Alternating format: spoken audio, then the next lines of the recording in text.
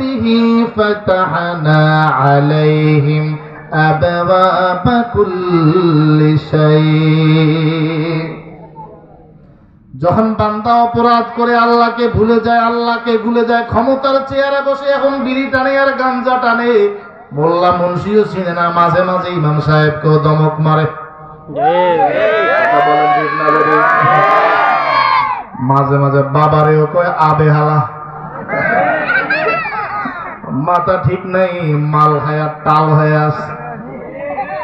আল্লাহ বলেন যখন বান্দা নাফরমানি শুরু করে দেয় আমি ঢিল দিয়ে দেই। এখন মানুষ বলে আমি নামাজ পড়ি, আমি কত ভাবি হ্যাঁ কত ভালো চলে।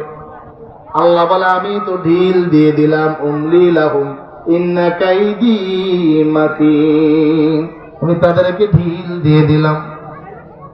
আস্তে আস্তে যখন